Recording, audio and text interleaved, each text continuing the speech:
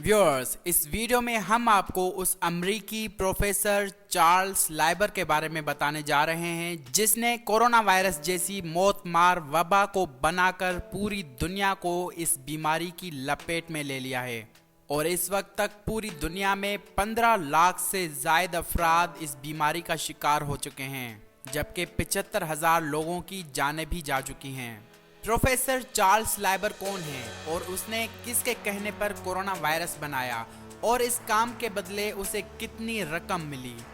ये तमाम बातें आज हम आपको इस वीडियो में बताएंगे। इसलिए इस वीडियो को आखिर तक देखें और अपने दोस्तों के साथ शेयर करना ना भूलें। 60 साला प्रोफेसर चार्ल्स लाइबर 9 अप्रैल को अमरीकी रियासत पेंसिल्वेनिया में पैदा हुए, जिसने नैनो साइंस और नैनो टेक्नोलॉजी के इल्म में पूरी दुनिया में शोहरत हासिल की और उसे पूरी एक दिहाई यानी साल 2000 से लेकर साल 2010 तक का बेहतरीन माहिर केमिस्ट करार दिया गया। उसने एक मशहूर किताब लिखी जिसका नाम है nano wires building blocks for nano science and nano technology है।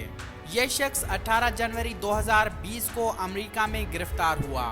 उन पर इल्ज़ाम ये था कि उन्होंने अमरीकी डिपार्टमेंट ऑफ डिफेंस और हार्वर्ड इन्वेस्टिगेटर्स के साथ गलत बयानी करके खुफिया तौर पर चाइना की वुहान यूनिवर्सिटी के 1000 टैलेंट प्रोग्राम में शिरकत की और इस अमल को अमरीकी हुकूमत ने मुल्क की सलामती को खतरे में डालने के मुतरादिफ समझा। 1000 टैलेंट प्रोग्राम चाइनीज़ हुकूमत ने शुरू किया, जिसमें गैर मुल्की साइंसदानों को उनके साइंसी तहकीक और तजुर्बात चाइना के हवाले करने के बदले बहुत भारी रकम अदा की गई। इस प्रोग्राम में शिरकत के बाद चार्ल्स लाइबर के घर पर फेडरल ब्यूरो ऑफ इन्वेस्टिगेशन यानी FIA का छापा पड़ा। व्यूअर्स, इस वक्त पूरी दुनिया में कोरोना वायरस के हवाले से बहुत सारी बातें गर्दिश में हैं, जिनमें से एक ये है कि कोरोना वायरस इंसानी इजाद है और ये एक किस्म की जदीद बायोलॉजिकल वार का हिस्सा है, और ये भी कि चाइना ये वायरस एक अमेरिकी साइंसदान चार्ल्स बाइबर की मदद से बनाने में कामयाब हुआ। चार्ल्स बाइबर ने अपने वकील के जरिए ये बयान दिया कि मैंने इस प्रोग्राम में चाइनीज़ वुहान यूनिवर्सिटी और अमेरिकी हार्वर्ड यूनिवर्सिटी के दरमियान एक एग्रीमेंट के तहत शिरकत की थी और वहां वायरस बनाने का कोई प्रोजेक्ट नहीं चल रहा था, बल्कि चाइना को जदीद बैटरीज वाली गाड़ियां बनाने के लिए nano wire based lithium ion batteries बनाने के लिए मेरी की गई तहकीक के पेश नज़र मेरी मदद दरकार थी। लेकिन बाद में वो अपने ही दिए गए बयान में फंस गए,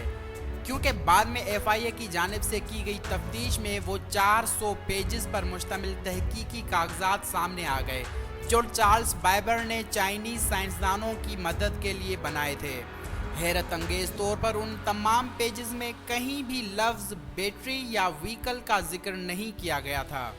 यही बात अमरीकी साइंसदान और चाइनीज़ साइंसदानों के इस खतरनाक तरीन ड्रामे का खुलासा बयान करती है,